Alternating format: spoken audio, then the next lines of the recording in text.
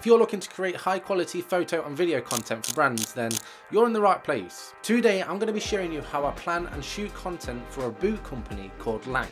I'm going to be sharing with you what kind of gear I use, where I get my ideas and inspo from, and at the end of the video I will also share with you how I edit the photos, so you guys can see the whole process. If you guys have been following me for a while now, then you would have already seen that I've already made a video shooting product photos for Langs. If you haven't seen that video, then I will either link it in the description or you can go and click it right up here. But anyway, they liked the photos and content that I did for them last time, and so they asked me again if I wanted to do some more photo and video content, and obviously I said yes. This right here is the Tasker boot that they sent me out in the caramel colorway, and also this right here is the Tasker boot but in their brand new matte black colorway, which honestly, it looks pretty sick, I can't lie. First things first is making a plan. Now, it don't have to be anything special or really depth in detail, but more of a guideline. So when you're out shooting, you're a little bit more prepared, you know what you're doing on the shoot day, and if you get to that shoot day and if you're like me and your mind goes blank, then you have something to look back on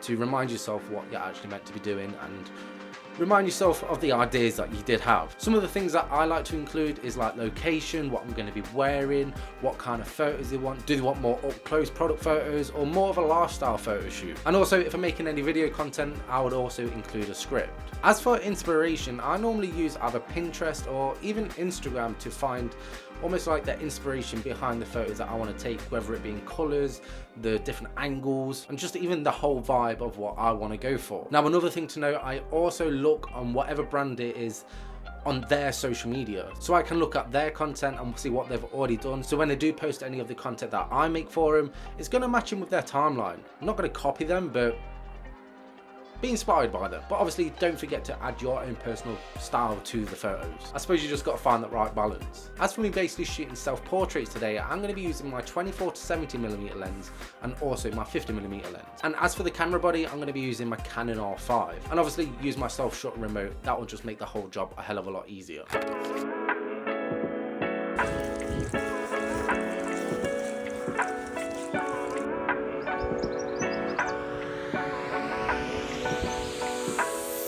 Okay, so this is the first location that I decided to come to. Now, I came here the other day and the flowers were like really blossoming, so I thought it'd be a great place to take some photos. Now, as you can see, the light was actually passing through the trees, making like little speckles of light onto me, which I thought looked pretty cool for the photos. Now, this is the second location that I came to. Now, we've got a fence over there that I thought would be cool to use, and also a bench with a load of flowers as the background. And so I set up my camera, made sure everything was in the middle, and basically sat down, did a few little different poses. Now, something I always like to say to models when posing is movement. Movement is key.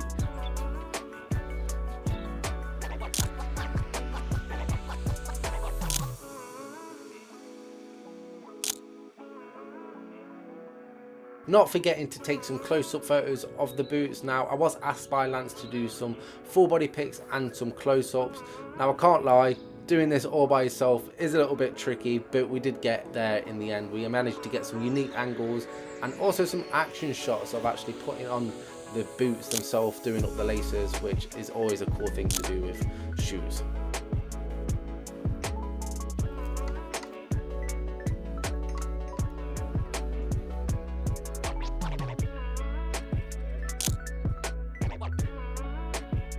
And this right here is the third and final location for the shoot.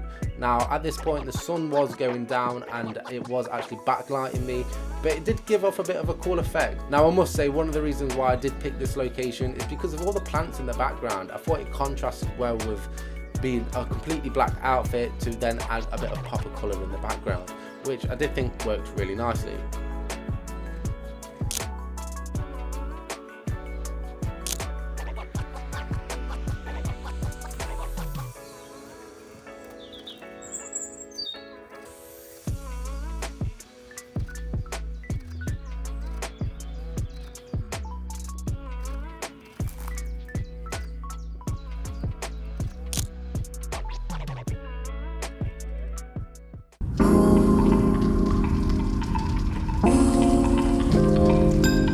Okay, so it is the next day, and obviously I am wearing a completely different outfit because we're going to be taking photos of the other pair of shoes.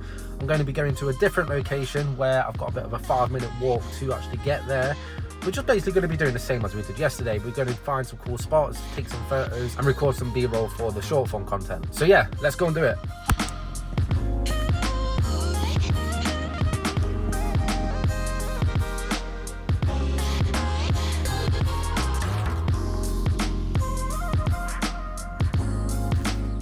After wandering around for a little bit, I did come across these stairs, which I thought would be great for the first location on this shoot. And to be fair, it did work really, really well. I really like the contrast between the colour of the boots and also the colour of the stairs. I thought it matched really, really well.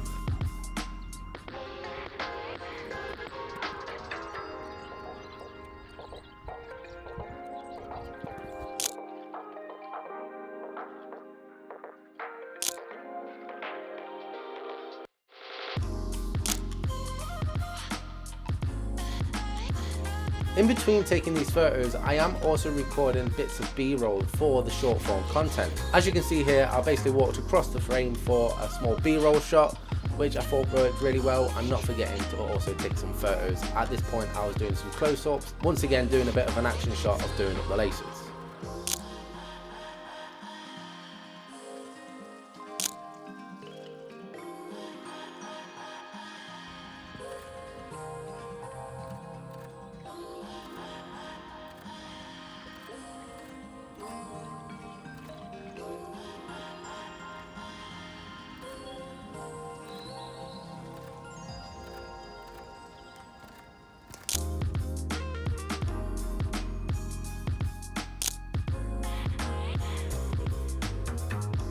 Sometimes the best locations are some that you just randomly come across, because I ended up coming across this place which I thought worked really, really well.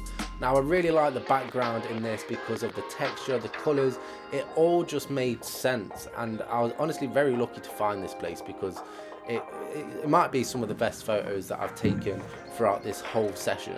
I really liked how the light was coming in from one side, it was just giving that really cinematic feel which I absolutely love.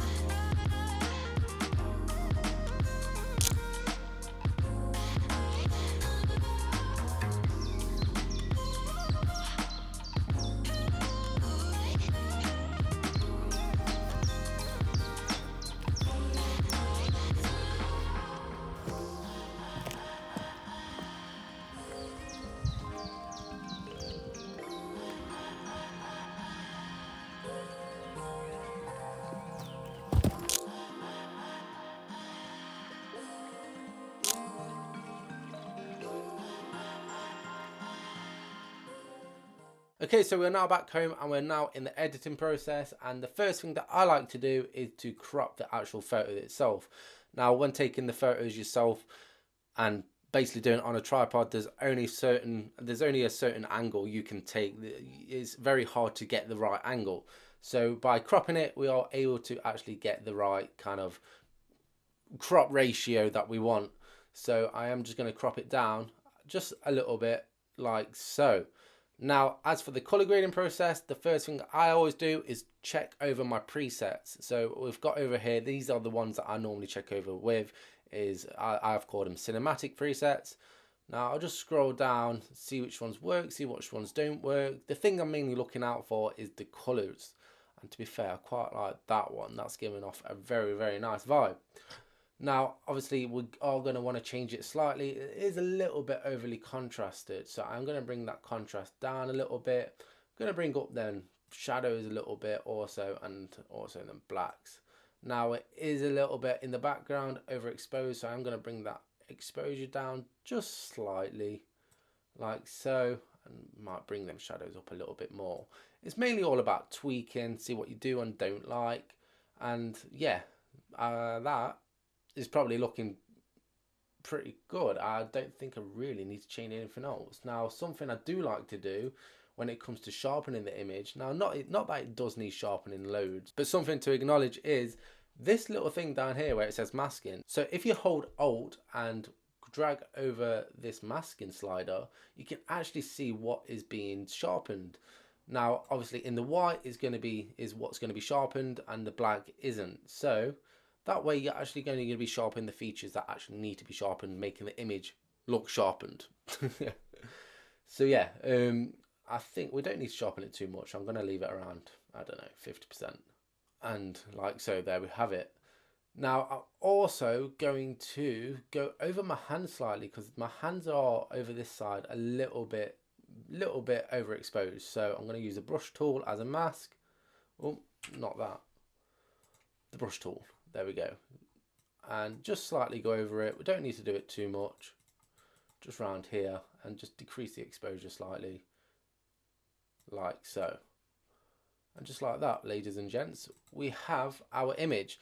Now, what I always like to do as well is to, whenever, if I'm in a different location or through the set of a whole set of photos, then I want the color grade to be very similar, if not the same, throughout that set. So what I do is go over up to here, click this create preset, call it what you want. I'm just going to call it Lanks 1. And pull it into whatever group you want. Now you can, if you want to, add the mask to it, but it's probably best not to because all the photos you're going to use are going to be different. So, and then I'll press create. And that way, when we go on to the next photo, I can then click that preset and they should all technically look the same. They might need a few different lighting adjustments, but yeah, that's exactly how I kind of edit these sort of photos. Okay, so for the short form content, I'm still in progress of making one of the reels. But something that I want to explain to you guys and basically teach you guys is sound effects are going to make your video go from like a 5 to a 10. Trust me. Look at this, for example. So this is my timeline right here, and down here in the orange is the music, and below the music is all of the sound effects that I've added so far. So if I was to play this from the start,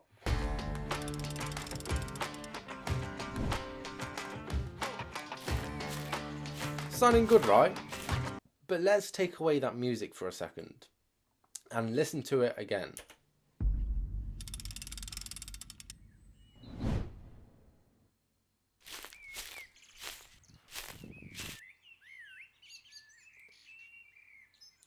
So no matter what it be, like in this section here, we have some bird noises, we have some footsteps, we have a little whoosh for when we're changing scenes, just to make it that little bit more interesting. Now, I'm not going too crazy with this reel. I kind of want to keep it basic.